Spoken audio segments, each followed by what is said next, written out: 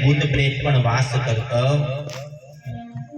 તુલસીનો મહિમા ખૂબ બતાવ્યો છે। આપણા આંગણે તુલસીનો ક્યારો હોવો જ જોઈએ।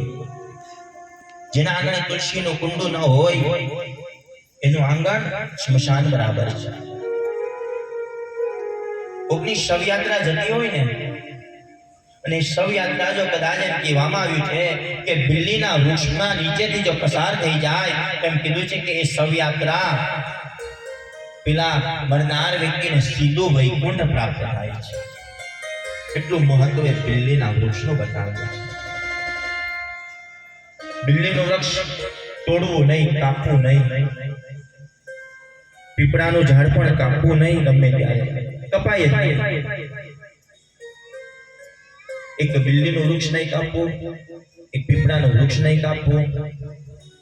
સમય સંજોગ આપણાને એમ થાય કે કોઈ વિકટ પરિસ્થિતિ આવે કે પીપળાનું વૃક્ષ કાપવું જ પડે કે બિલ્લીનું વૃક્ષ કાપવું પડે કે ઘણી વખત કંઈક ઘરને નુકસાન થતું, એવી ઘટનાઓ બને, એવી વિકટ પરિસ્થિતિ આવીને ઊભી રહે ત્યારે એમ કીધું છે કે તો કદાચ કાપવું પડે તો પણ એના માટે એમ કીધું એ જે વૃક્ષને કાપવું હોય તો શાસ્ત્રમાં એવો નિયમ બતાવ્યો છે કે એ વૃક્ષને 3 માસ સુધી કેટલા એક ને એક વૃક્ષને 3 માસ સુધીની પૂજા કરવી।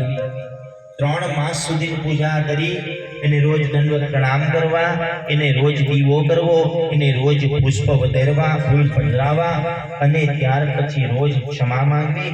3 માસ થાય યજ્ઞ કરાવી અને એ પીપળાના વૃક્ષને કાપવા પહેલા 5 પીપળા રોપવા પડે। કેટલા?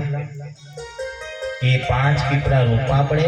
5 પીપળાને એમ કીધું કે આપણા કમર સુધી આવે ત્યાં સુધી મોટા કરવાના અને એ ઉછેર કરવાની આપણાથી જવાબદારી લેવાતી હોય તો જ એમ કીધું કે પેલા વૃક્ષને કાપી શકાય, બાકી ત્યાં સુધી પીપળો પણ ન કપાય અને બિલ્લીનું વૃક્ષ પણ ન કપાય।